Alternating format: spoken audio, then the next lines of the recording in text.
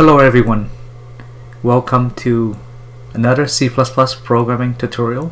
My name is Tommy, and today I will be talking about the C++ auto function and its feature for 2020 spec. So stay tuned and watch this great video.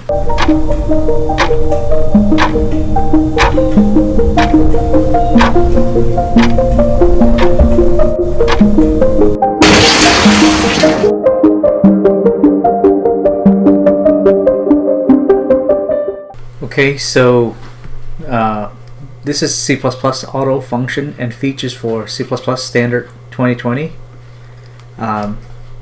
So today I will give you an overview of the auto function in C++ for 2020 standard specification. If you have not used the auto function, is a function to deduce the type of a declared variable from its initialization expression. So in the 2020 C++ standard spec, it has allowed you to pass it as an argument and also declare in the function parameter. In the previous version or standard, it was not allowed. So you will need a new C++ compiler. In this case, it will be G++10 to be able to use this. On a Mac, use brew to install it. So you can type in the following command: brew install G++-10. In Linux, you can use this command: sudo apt install G++-10. Okay, let's close PowerPoint and then open up Visual Studio Code and create a new project. So I'm going to go ahead and create new folder, and I'm going to call it auto. And in auto, I'm going to create a new file called auto.cpp. And in this case, I'm going to go and declare include IOStream for standard input output, include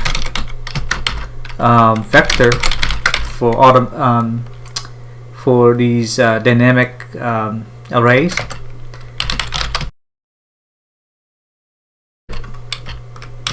okay, and I'm going to go ahead and create a function, and this function is going to recognize the actual type of the variable that's being passed. So in this case, it's going to be void report ID type.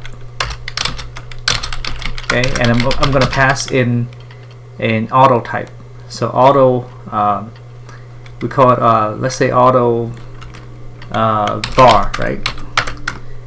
And I'm going to type in string ID equal to type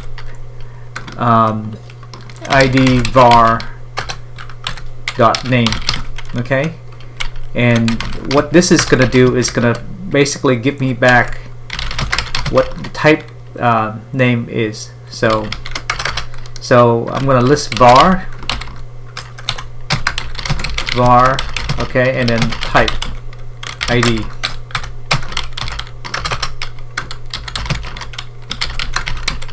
Okay, end line. And in our main, I'm going to go ahead and declare a couple of variables. So in this case, it's going to be auto, right? So here is one for Boolean, right? So so this one will be auto type Boolean equal to, let's say, true or false, right? So in this case, it's true, right? But I'm going to go ahead and pass this report. So I'm going to pass this to the function report ID type up there, right? So report ID type Boolean. Okay, and I'll go ahead and create another one. In this case, it's going to be integer. So auto type integer, and I'm gonna create assign an integer low. So let's say 2020, right? So report ID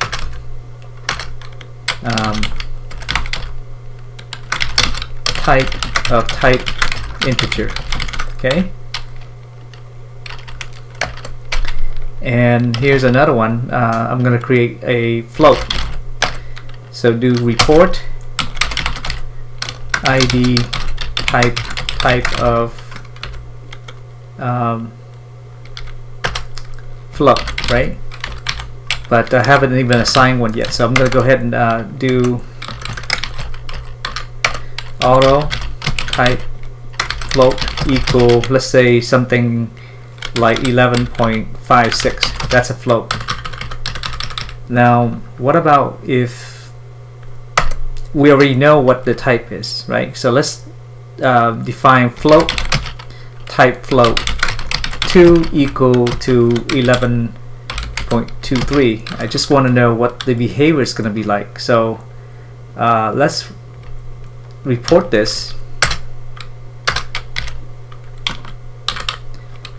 Oops, I misspelled it. It should be float, not float. So report ID type of float 2. Okay, so here's float 1 and here's float 2. Okay, and what else do we have? We got integer, boolean, float. How about pointers? Pointer of type float. Okay, and then we want to report that.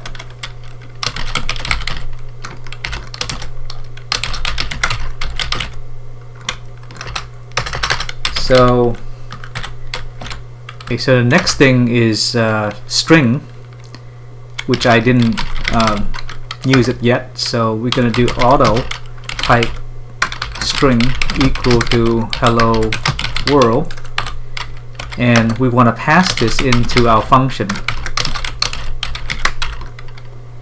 type of string, right?